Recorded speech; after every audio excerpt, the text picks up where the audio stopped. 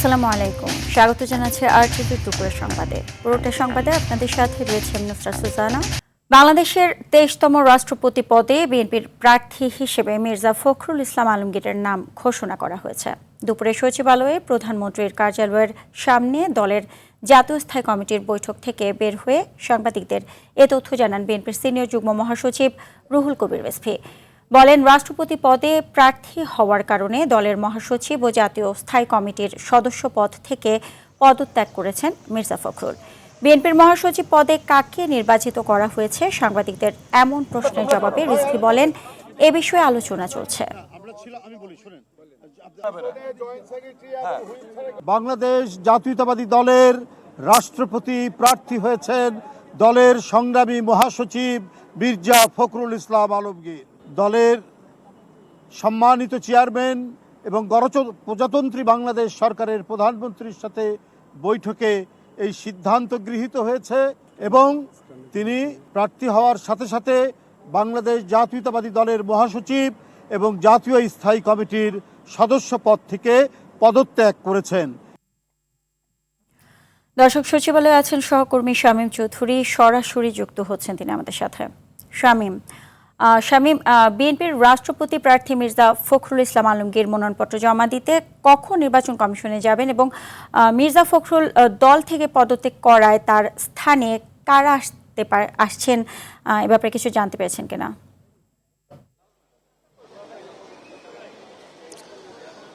সুজানা, আলাপ আলোচনা, চর্চা, জল্পনা সবকিছুর অবসান ঘটিয়ে ঠিক 30 মিনিট আগে বিএনপি সিনিয়র যুগ্ম মহাসচিব রুহুল কবির রিজভী এই সচিবালয়েই কিছুক্ষণ আগে ব্রিফ করেছেন সাংবাদিকদের এবং সেখানে তিনি স্পষ্টতই জানিয়ে দিয়েছেন বিএনপির পক্ষ থেকে বাংলাদেশের 23তম রাষ্ট্রপতি হিসেবে মনোনয়ন দেওয়া হয়েছে বিএনপির মহাসচিব মির্জা ফখরুল ইসলাম আলমগীরকে। আর এ কারণেই তিনি দলের মহাসচিব এবং স্থায়ী কমিটির সদস্য পদ থেকে তিনি ইস্তফা দিয়েছেন। আমরা দেখেছি যে কিছুক্ষণ আগে বিএনপির সিনিয়র যুগ্ম মহাসচিব রুহুল কবির রিজভী, বিএনপির যুগ্ম মহাসচিব শহীদ উদ্দিন চৌধুরী অ্যানি এবং সালেহ প্রিন্স সাংগঠনিক সম্পাদক বিএনপির, এরা তিন সদস্য বিশিষ্ট এই কমিটি কিছুক্ষণ আগে এই সচিবালয় থেকে ইসির উদ্দেশ্যে অর্থাৎ নির্বাচন কমিশনের কার্যালয়ের উদ্দেশ্যে আগারগাঁয়ে রওনা দিয়েছেন এবং তারা সেখানে নির্বাচন কর্মকর্তার কাছে বিএনপি মনোনীত রাষ্ট্রপতি প্রার্থী মির্জা ফখরুল ইসলাম আলমগীরের মনোনয়নপত্র জমা দিয়ে দেবেন। আপনি জানেন যে বর্তমান অস্থায়ী রাষ্ট্রপতি বা ভারপ্রাপ্ত রাষ্ট্রপতি মেজর হাফিজউদ্দিন আহমেদ বীর বিক্রম রাষ্ট্রপতি নির্বাচনের জন্য আগামী 20 তারিখ দুপুরে সংসদ সচিবালয়ে সভা ডেকেছেন এবং সেই সভায় ভোটাভুটির মাধ্যমে নির্বাচিত হতে হবে কে হচ্ছেন আগামীতে দেশের 23তম রাষ্ট্রপতি। তিনজন ইতিমধ্যেই তারা রওনা দিয়েছেন, তারা পথে রয়েছেন। কিছুক্ষণের মধ্যেই নির্বাচন কমিশন কার্যালয়ে গিয়ে নির্বাচন কর্মকর্তার কাছে মির্জা ফখরুল ইসলাম আলমগীরের মনোনয়নপত্র তারা জমা দিবেন। এর পাশাপাশি আজকে যে বৈঠকটি এখানে হয়েছে সুজানা, সেই বৈঠকে ইতিমধ্যেই আমরা জানি যে 180 দিন প্রায় শেষের পথে, অর্থাৎ বিএনপি সরকার গঠনের 6 মাস প্রায় শেষের দিকে। এই 6 মাসের পরে দলের মধ্যে কোনো মন্ত্রিসভায় বা সরকারের কোনো নেতৃত্বস্থানীয় জায়গায় কোনো রদবদল হবে কিনা সেই বিষয়ে আজকের এই বৈঠকে আলোচনা হওয়ার কথা ছিল, কিন্তু এই বৈঠকে সেটা আলোচনা হয়েছে কিনা সেই বিষয়টি আমাদের কাছে এখনো স্পষ্ট করা হয়নি। পাশাপাশি বিএনপি মহাসচিব মির্জা ফখরুল ইসলাম আলমগীর দলের মহাসচিব এবং দলের স্থায়ী কমিটির পদ থেকে তিনি পদত্যাগ করেছেন। পরবর্তীতে দলের মহাসচিব কে হচ্ছেন এবং কে পরবর্তীতে দলের মহাসচিব সহ বলেন অন্যান্য নেতৃত্ব স্থানীয় জায়গায় কারা আসছেন এই বিষয়েও এই বৈঠকে আলোচনা হওয়ার কথা ছিল। সেই বিষয়ে আলোচনা হয়েছে কিনা বিএনপির সিনিয়র যুগ্ম মহাসচিব রুহুল কবির রিজভী আনুষ্ঠানিকভাবে যে ব্রিফ করেছেন সেই ব্রিফে কিন্তু আমাদেরকে স্পষ্ট করেনি। তবে তিনি বলেছেন দলের পরবর্তী মহাসচিব কে হবেন সেই বিষয়ে আলাপ আলোচনা চলছে, সময় সুযোগ মতো সেই নামটিও ঘোষণা করা হবে। এখন পর্যন্ত স্পষ্টত আমাদেরকে জানানো হয়নি। তবে আমরা বিভিন্ন সূত্রে জানতে পেরেছি যেহেতু বিএনপি মহাসচিব মির্জা ফখরুল ইসলাম আলমগীর তিনি দলের মহাসচিব পদ থেকে ইস্তফা দিয়েছেন, পদত্যাগ করেছেন, দলের সিনিয়র যুগ্ম মহাসচিব রুহুল কবির রিজভী আপাতত দলের ভারপ্রাপ্ত মহাসচিবের দায়িত্ব পালন করতে পারেন। বিভিন্ন বিশ্বস্ত সূত্র থেকে আমরা এটা জানতে পেরেছি। তবে এই বিষয়ে এখন পর্যন্ত আনুষ্ঠানিক কোনো বিবৃতি বিএনপির পক্ষ থেকে পাওয়া যায়নি এবং বিএনপির কোনো স্থানীয় স্থানীয় যারা দায়িত্বশীল নেতৃবৃন্দ রয়েছেন তাদের কাছ থেকেও এই পর্যায়ের কোনো তথ্য আমরা এখন পর্যন্ত পাইনি। তো বিএনপির সিনিয়র যুগ্ম মহাসচিব রুহুল কবির রিজভী, যুগ্ম মহাসচিব শহীদুদ্দিন চৌধুরী অ্যানি এবং ইমরান সালেহ প্রিন্স বিএনপি সাংগঠনিক সম্পাদক, তারা তিন সদস্যের কমিটির ইতিমধ্যে আগারগাঁয়ের পথে রয়েছেন। কিছুক্ষণের মধ্যে তারা আগারগাঁয়ে পৌঁছবেন এবং তারা বিএনপি মহাসচিব মির্জা ফখরুল ইসলাম আলমগীর যে বিএনপি থেকে রাষ্ট্রপতির মনোনয়ন পেয়েছে সেই মনোনয়নপত্র আনুষ্ঠানিকভাবে ইসিতে জমা দিবেন। সুজানা, এই ছিল আমার কাছে এখান থেকে সর্বশেষ। শামীম, আপনাকে ধন্যবাদ। দর্শক, এই মুহূর্তে আগারগাঁও নির্বাচন কমিশনে রয়েছেন আমাদের আরেক সহকর্মী আতিকা রহমান। আমরা সরাসরি চলে যাচ্ছি সেখানে। আতিকা, বিএনপির রাষ্ট্রপতি প্রার্থী মির্জা ফখরুল ইসলাম আলমগীরের মনোনয়নপত্র জমা দেওয়ার বিষয়ে নির্বাচনী কমিশনের পক্ষ থেকে কি কিছু জানতে পেরেছেন কিনা আমাদেরকে জানান। জি ধন্যবাদ। আমার আগের সহকর্মী সচিবালয় থেকে যেটি জানাচ্ছিলেন, বিএনপির পক্ষ থেকে আনুষ্ঠানিকভাবে মনোনয়ন দেওয়া হয়েছে বিএনপির মহাসচিব মির্জা ফখরুল ইসলাম আলমগীরকে। তিনি যদিও দলীয় পদ থেকে পদত্যাগ করেছেন, তার পদত্যাগ করার পরে কিন্তু তাকে মনোনয়ন দেওয়া হয়েছে এবং বিএনপির যে মনোনয়ন জমা দিতে আসবেন রুহুল কবির রিজভির নেতৃত্বে বিএনপির একটি প্রতিনিধি দল, আমরা খবর পেয়েছি আগারগাঁও নির্বাচন কমিশনে আসছেন, তারা পথে আছেন।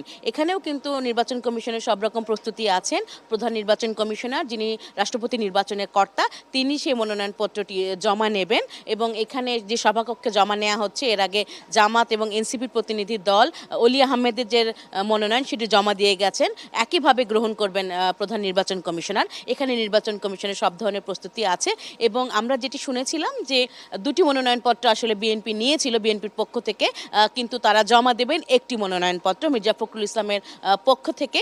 তার স্বাক্ষর করা মনোনয়নপত্রটি তারা আনুষ্ঠানিকভাবে জমা দেবেন এবং জমা দেওয়ার পর গণমাধ্যম কর্মীদের সঙ্গে তারা কথা বলবেন। এবং এই যে রাষ্ট্রপতি নির্বাচন নিয়ে কিন্তু নির্বাচন কমিশনের সব ধরনের প্রস্তুতি শেষ হয়েছে। তারা আজকে বিকাল 4টা পর্যন্ত মনোনয়নপত্র জমা নেবেন। অন্য কোনো দল বা ব্যক্তি পর্যায়ে যদি কেউ রাষ্ট্রপতি মনোনয়ন জমা দেন, তারা কিন্তু জমা নেবেন। আজকে 4টা পর্যন্ত জমা নেওয়ার পর তারা সেটি যাচাই বাছাই করবেন এবং 18 তারিখে এটি যাচাই বাছাই করা হবে। এবং আপনারা জানেন যে 18 তারিখের মধ্যেই কিন্তু যদি কেউ প্রত্যাহার করতে চান, এই দুই প্রার্থী মির্জা ফখরুল ইসলাম আলমগীর অথবা অলি আহমেদ, তারা কেউ যদি প্রার্থীটা প্রত্যাহার করেন, তাহলে একজন প্রার্থী থাকবেন, তখন বিনা প্রতিদ্বন্দ্বিতায় তিনি নির্বাচিত হবেন। আর যদি দুই প্রার্থী থাকেন, তাহলে 20 আগস্ট সংসদ ভবনের সংসদ কক্ষে সংসদ সদস্য যারা রয়েছেন তারা রাষ্ট্রপতি নির্বাচনের জন্য ভোট দিবেন এবং নির্বাচনে ভোট দেওয়ার পর সেখানেই কিন্তু প্রধান নির্বাচন কমিশনারের নেতৃত্বে নির্বাচন কমিশনের যে প্রতিনিধি দল রয়েছে তারা সেটি গণনা করবেন প্রকাশ্যে এবং স্বচ্ছ ব্যালট বাক্সে ভোট গ্রহণ করা হবে। সেটি গণনার পরে সেই দিনই কিন্তু রাষ্ট্রপতির ফলাফল ঘোষণা করা হবে এবং পরবর্তীতে সংসদ ভবন থেকে এসে নির্বাচন কমিশনে এসে নির্বাচন কর্মকর্তারা গেজেট প্রকাশ করবেন। এই হচ্ছে রাষ্ট্রপতি নির্বাচনের আনুষ্ঠানিকতা এবং আমরা আসলে এখানে গণমাধ্যম কর্মীরা অপেক্ষা করছি বিএনপির প্রতিনিধি দলের জন্য, তারা এসে মনোনয়ন কখন জমা দেবেন এবং আনুষ্ঠানিকভাবে তারা কি ধরনের বক্তব্য দিবেন এবং নির্বাচন কমিশনের কর্মকর্তারাও অপেক্ষা করছেন বিএনপি প্রতিনিধি দলের জন্য। এই ছিল আমার কাছে রাষ্ট্রপতি নির্বাচনের সবশেষ খবর। আতিকা, আপনাকে ধন্যবাদ। মির্জা ফখরুল ইসলাম আলমগীর দীর্ঘ রাজনৈতিক ক্যারিয়ারে কখনো ছিলেন ছাত্রনেতা, কখনো শিক্ষক ও সরকারি কর্মকর্তা। পরে জাতীয় রাজনীতিতে সক্রিয় হয়ে একাধিকবার দায়িত্ব পান মন্ত্রিত্বের। আওয়ামী শাসনামলে নানান প্রতিকূলতায় হাল ধরেন ভারপ্রাপ্ত মহাসচিব হিসেবে, এরপর হন মহাসচিব। এবার রাষ্ট্রপতি পদে তাকে প্রার্থী করেছে বিএনপি। কেমন ছিল ঠাকুরগাঁও থেকে জাতীয় রাজনীতির শীর্ষে উঠে আসার এই পথ চলা, তারই কিছুটা তুলে ধরছেন সহকর্মী রুটু রফিক। 1948 সালের 26 জানুয়ারি ঠাকুরগাঁও শহরে এক সম্ভ্রান্ত মুসলিম পরিবারে জন্ম মির্জা ফখরুল ইসলাম আলমগীরের। তার বাবার নাম মির্জা রুহুল আমিন এবং মা ফাতেমা আমিন। 4 ভাই বোনের মধ্যে তিনি সবার বড়। ঢাকা কলেজে পড়াশোনা শেষে ঢাকা বিশ্ববিদ্যালয়ের অর্থনীতি বিভাগ থেকে অর্জন করেন স্নাতক ও স্নাতকোত্তর ডিগ্রি। রাজনীতিতে তার হাতেখড়ি ছাত্র জীবনেই। 60-এর দশকে ঢাকা বিশ্ববিদ্যালয়ের শিক্ষার্থী থাকাকালে তৎকালীন পূর্ব পাকিস্তান ছাত্র ইউনিয়নের সঙ্গে যুক্ত হন মির্জা ফখরুল। সংগঠনটির ঢাকা বিশ্ববিদ্যালয় শাখার সভাপতি হিসেবেও দায়িত্ব পালন করেন। 1969 সালের গণ অভ্যুত্থানে রাখেন সক্রিয় ভূমিকা। তবে শিক্ষাজীবন শেষে সরাসরি পূর্ণকালীন রাজনীতিতে আসেননি মির্জা ফখরুল। 1972 সালে ঢাকা কলেজে অর্থনীতির শিক্ষক হিসেবে কর্মজীবন শুরু করেন। পরে দেশের বিভিন্ন সরকারি কলেজে শিক্ষকতা করেন। সরকারি প্রশাসনের বিভিন্ন দায়িত্বও ছিলেন। পরবর্তীতে রাষ্ট্রপতি জিয়াউর রহমানের প্রশাসনে উপপ্রধানমন্ত্রীর ব্যক্তিগত সচিব হিসেবেও কাজ করেন মির্জা ফখরুল। 80-র দশকে সরকারি চাকরি ছেড়ে আনুষ্ঠানিকভাবে রাজনীতিতে সক্রিয় হন তিনি। স্থানীয় রাজনীতিতে সম্পৃক্ততার পর 90-এর দশকে বিএনপির রাজনীতিতে তার উত্থান শুরু হয়। 1992 সালে তিনি বিএনপির ঠাকুরগাঁও জেলা শাখার সভাপতি নির্বাচিত হন। জাতীয় সংসদ নির্বাচনে প্রথম দিকে সাফল্য না এলেও 2001 সালের 8ম জাতীয় সংসদ নির্বাচনে ঠাকুরগাঁও 1 আসন থেকে বিএনপির প্রার্থী হিসেবে জয় পান মির্জা ফখরুল। 4 দলীয় জোট সরকারের সময়ে তিনি প্রথমে কৃষি এবং পরে বেসামরিক বিমান চলাচল ও পর্যটন মন্ত্রণালয়ের প্রতিমন্ত্রীর দায়িত্ব পালন করেন। দলের সাংগঠনিক রাজনীতিতেও ধাপে ধাপে গুরুত্বপূর্ণ অবস্থানে আসেন তিনি। 2009 সালের বিএনপির 5ম জাতীয় কাউন্সিলে সিনিয়র যুগ্ম মহাসচিব হন। এরপর 2011 সালে মহাসচিব খন্দকার দেলোয়ার হোসেনের মৃত্যুর পর ভারপ্রাপ্ত মহাসচিবের দায়িত্ব পান। 5 বছর পর 2016 সালের 30 মার্চ হন মহাসচিব। বিএনপির দীর্ঘ রাজনৈতিক আন্দোলন সংগ্রামের সময়ে দলটির অন্যতম প্রধান মুখ হিসেবেও সামনে ছিলেন তিনি। দীর্ঘ 17 বছরের ফ্যাসিবাদ বিরোধী আন্দোলনে রাজপথে সামনে থেকে নেতৃত্ব দিয়েছেন বর্ষিয়ান এই নেতা। রাজনৈতিক কর্মসূচি, সংবাদ সম্মেলন এবং দলীয় বক্তব্যে নিয়মিতই প্রতিনিধিত্ব করেছেন বিএনপিকে। 2026-এর ফেব্রুয়ারি নির্বাচনে ঠাকুরগাঁও 1 আসন থেকে সংসদ সদস্য নির্বাচিত হয়ে পান স্থানীয় সরকার, পল্লী উন্নয়ন ও সমবায় বিষয়ক মন্ত্রণালয়ের মতো গুরুত্বপূর্ণ দপ্তরের মন্ত্রীর দায়িত্ব। প্রায় 6 দশকের রাজনৈতিক পথচলায় এবার মির্জা ফখরুল ইসলাম আলমগীরের জীবনে যুক্ত হচ্ছে নতুন এক অধ্যায়। সংসদে বিএনপির একক সংখ্যাগরিষ্ঠতা থাকায় তিনি হতে চলেছেন দেশের সর্বোচ্চ সাংবিধানিক পদের অধিকারী, বাংলাদেশের 23তম রাষ্ট্রপতি। রুদ্র রফিক, RTV, ঢাকা। চেয়ারম্যান থেকে জাতীয় রাজনীতির শীর্ষ নেতৃত্ব। এবার দেশের সর্বোচ্চ সাংবিধানিক পদে বিএনপির চূড়ান্ত মনোনয়ন পেয়েছেন মির্জা ফখরুল ইসলাম আলমগীর। এ খবর ছড়িয়ে পড়তেই উচ্ছ্বাস দেখা দিয়েছে নিজ জেলা ঠাকুরগাঁওয়ে। শহর থেকে গ্রাম, চায়ের আড্ডা থেকে সামাজিক যোগাযোগ মাধ্যম, সর্বত্রই এখন আলোচনায় ফখরুল। চূড়ান্ত সিদ্ধান্তের অপেক্ষায় থাকলেও সম্ভাবনার এই খবরে উচ্ছ্বসিত নিজ জেলার মানুষ। তাদের প্রত্যাশা, রাষ্ট্রের সর্বোচ্চ দায়িত্ব পেলে দেশ ও মানুষের কল্যাণে আরও বেশি ভূমিকা রাখবেন তিনি।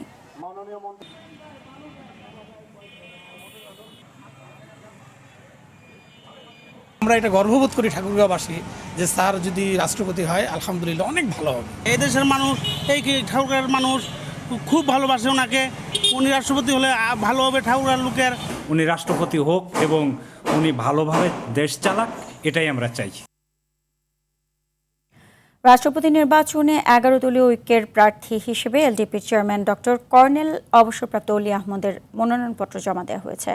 বেলা 11:15টায় জামায়াতের সহকারী সেক্রেটারি জেনারেল হামিদুর রহমান আজাদ ও এনসিপির মুখ্য সমন্বয়ক নাসির উদ্দিন পাটোয়ারি, প্রধান নির্বাচন কমিশনার ও রাষ্ট্রপতি নির্বাচনের নির্বাচনী কর্তা AMM নাসির উদ্দিনের কাছে মনোনয়নপত্র জমা দেন।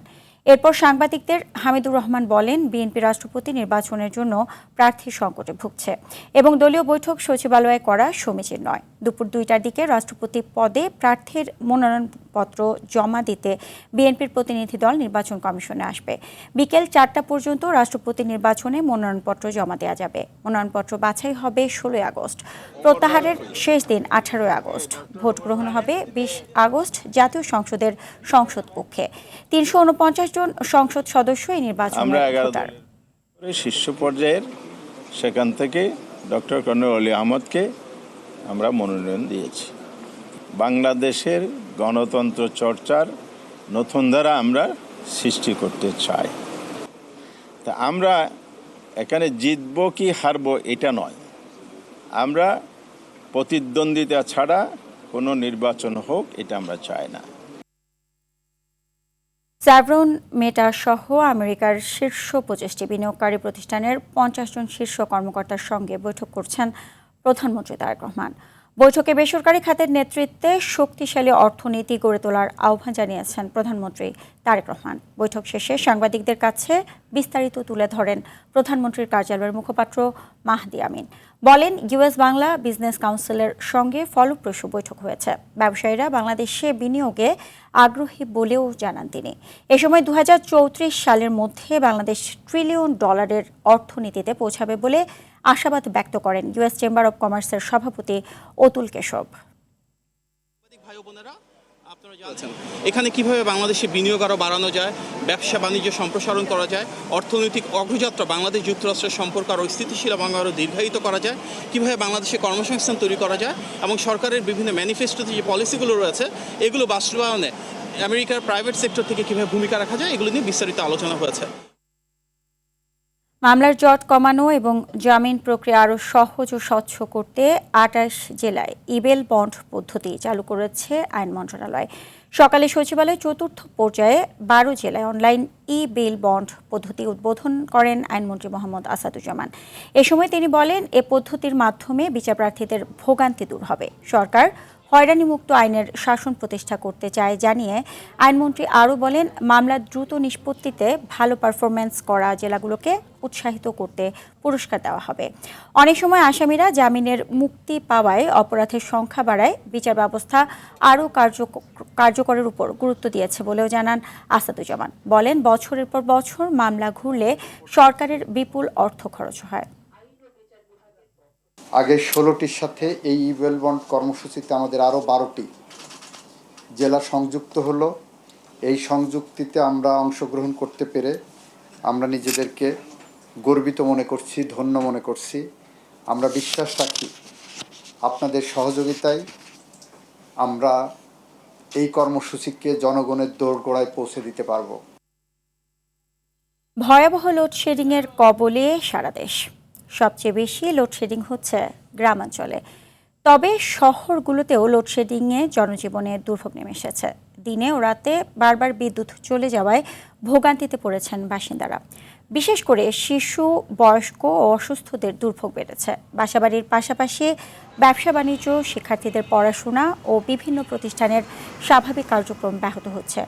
মূলত গ্যাস ঘাটতি, পায়রা ও আদানির কেন্দ্র থেকে উৎপাদন কমে যাওয়া এবং ব্যয়বহুল তেলচালিত কেন্দ্র পর্যাপ্ত পরিমাণে চালানোর মতো আর্থিক সক্ষমতার অভাব থাকায় বিদ্যুতের উৎপাদন ও সরবরাহে বড় ঘাটতি তৈরি হয়েছে বলে জানান সংশ্লিষ্টরা। কারেন্ট থাকেই নেই, একবার আসলে 1 ঘন্টা থাকে, 1 ঘন্টাও থাকে না বলতে গেলে, তারপর 3-4 ঘন্টা কারেন্ট থাকে না। প্রতিদিন সন্ধ্যার পর পর কারেন্ট চলে যায়, এতে করে আমার পড়ালেখার খুব ডিস্টার্ব হয়। 24 ঘন্টা বা দিন রাতের মধ্যে 16 ঘন্টা এটা থাকে। এখন বিল তো বেশি। এখন দর্শক, এ বিষয়ে আরও জানতে পটুয়াখালীর কুয়াকাটা থেকে সরাসরি যোগ দিচ্ছেন সহকর্মী কাজী সাইদ। লোডশেডিংয়ে জনজীবন ও শিল্প কারখানায় কি প্রভাব পড়ছে সেখানে আমাদেরকে বিস্তারিত জানাবেন। সুজনা, আপনি যেমনটা বলছেন, আমি রয়েছি এখন কুয়াকাটা উপকেন্দ্রে। এখানে আসলে এই অঞ্চলে, এই কেন্দ্রের আওতাভুক্ত অঞ্চলে আসলে অফ আওয়ার অর্থাৎ সেখানে 10 মেগাওয়াট বিদ্যুতের চাহিদা রয়েছে, কিন্তু এখন সরবরাহ বরাদ্দ রয়েছে 3.5 মেগাওয়াট।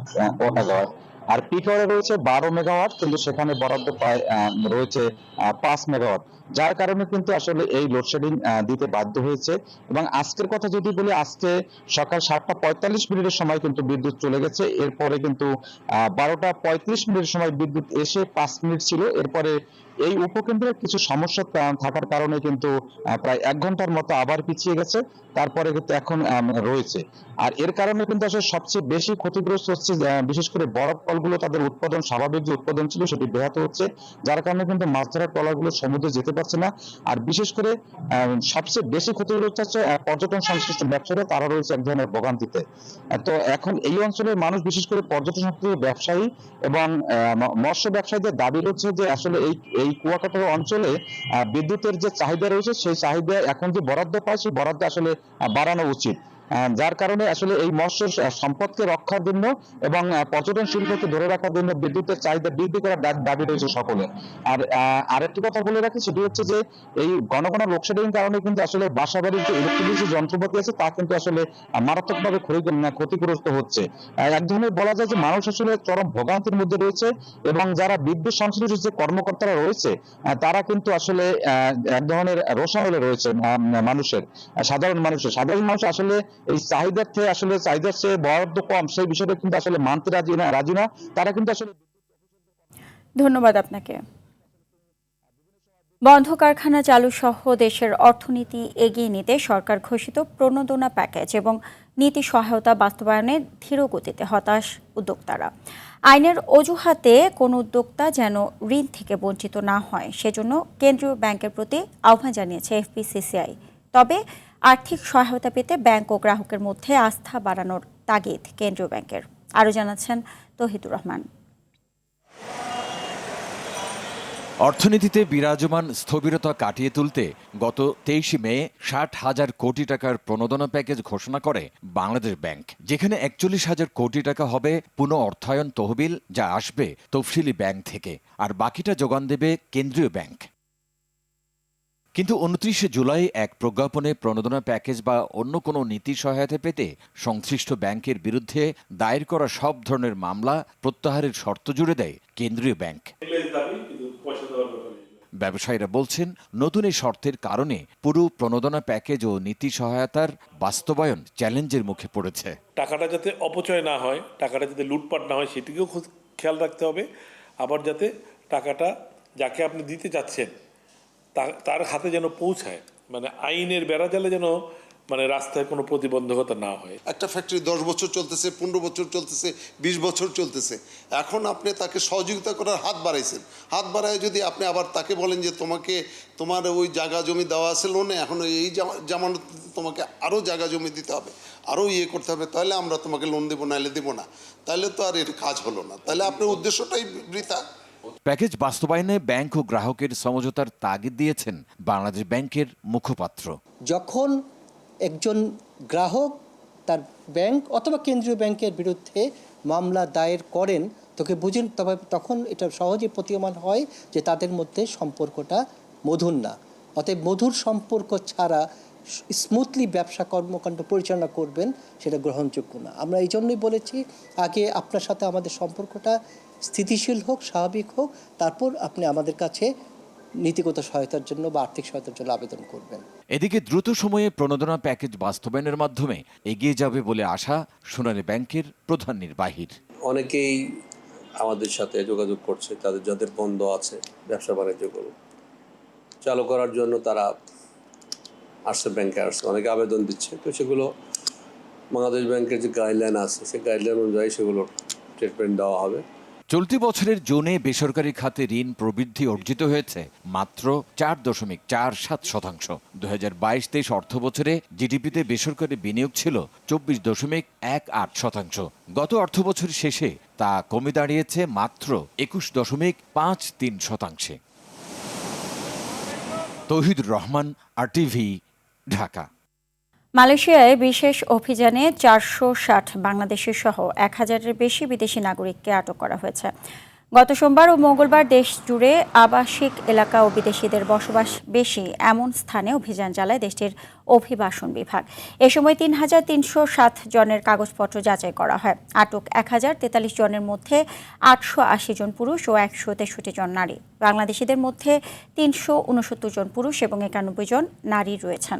এছাড়া ইন্দোনেশিয়া, মিয়ানমার, ভারত ও নেপালের নাগরিকও আটক হয়েছেন। নথিপত্রহীন বিদেশিদের স্বেচ্ছায় আত্মসমর্পণ করে জরিমানা দিয়ে দেশে ফেরার আহ্বান জানিয়েছে মালয়েশিয়ার অভিবাসন বিভাগ।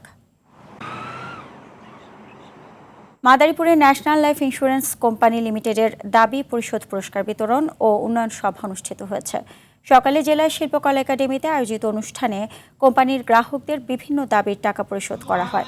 পাশাপাশি ভালো কর্মদক্ষতার স্বীকৃতি হিসেবে বিভিন্ন জেলা ও উপজেলা কর্মকর্তাদের মাঝে পুরস্কার বিতরণ করা হয়। অনুষ্ঠানে ডেপুটি ভাইস প্রেসিডেন্ট মাদারীপুর এরিয়ার মোহাম্মদ সাইদুর রহমানের সভাপতিত্বে প্রধান অতিথি ছিলেন কোম্পানির ব্যবস্থাপনা পরিচালক কাজিমুদ্দিন। বিশেষ অতিথি ছিলেন উপব্যবস্থাপক মোহাম্মদ আবুল কাশেম, উপব্যবস্থাপনা পরিচালক বাহার উদ্দিন মজুমদার, কেন্দ্রীয় সমন্বয়কারী ইসলামী তাকাফুল জিম এম হেলাল উদ্দিন। এছাড়া স্থানীয় প্রতিনিধি সহ গ্রাহক ও কর্মীরা উপস্থিত ছিলেন।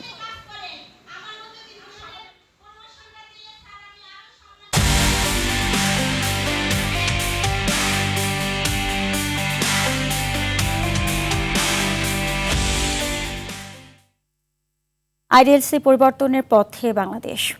জাতীয় গ্রিডের জন্য প্রথমবারের মতো grid forming, smart string inverter ও ব্যাটারি এনার্জি স্টোরেজ সিস্টেম নিয়ে এসেছে বহুজাতিক প্রযুক্তি প্রতিষ্ঠান হুয়াওয়ে। এসব প্রযুক্তি দেশে নবায়নযোগ্য জ্বালানির ব্যবহার বাড়াতে এবং বিদ্যুৎ সরবরাহ আরও স্থিতিশীল করতে সহায়তা করবে। বুধবার ঢাকায় গ্রিড ফর্মিং টেকনোলজি একটি সবুজতর ভবিষ্যৎকে শক্তিশালীকরণ শীর্ষক অনুষ্ঠানে এই প্রযুক্তি উদ্বোধন করা হয়। অনুষ্ঠানে হুয়াওয়ে জানায়, সৌর বিদ্যুৎ উৎপাদনের পাশাপাশি প্রয়োজনের সময় বিদ্যুৎ সরবরাহ নিশ্চিত করতে ব্যাটারি স্টোরেজ ও গ্রিড ফর্মিং প্রযুক্তি গুরুত্বপূর্ণ। এসব প্রযুক্তির মাধ্যমে বাংলাদেশকে আরও স্থিতিশীল ও টেকসই বিদ্যুৎ ব্যবস্থা গড়ে তুলতে সহায়তা করতে চায় তারা। কলম্বিয়ায় শক্তিশালী ভূমিকম্পে ধ্বংসস্তূপের নিচে ৩৬ ঘন্টা আটকে থাকার পর এক নারীকে জীবিত উদ্ধার করা হয়েছে। ৩২ বছর বয়সী ওই নারীর নাম ড্যানিয়েলা লার্গো। দেশটির পশ্চিমাঞ্চলীয় শহর পেরেইরার একটি ধসে পড়া ভবনের নিচ থেকে দীর্ঘ 10 ঘন্টার অভিযান শেষে তাকে উদ্ধার করা হয়। দমকল কর্মীরা জানান, 4টি বিশাল কংক্রিটের স্ল্যাবের নিচে আটকে ছিলেন লার্গো। এর আগে 1 বছরেরও কম বয়সী একটি শিশুকে ধ্বংসস্তূপের নিচ থেকে উদ্ধার করেন উদ্ধারকর্মীরা। কংক্রিটের নিচে কান্নার শব্দ শুনে বাচ্চাটিকে বের করে আনা হয়, তবে শিশুটির মা এখনও নিখোঁজ রয়েছেন। ধ্বংসস্তূপের নিচে এখনও বহু মানুষ আটকে থাকতে পারেন বলে আশঙ্কা করা হচ্ছে। এর মধ্যে ভূমিকম্পে নিহতের সংখ্যা বেড়ে দাঁড়িয়েছে 265 জনে।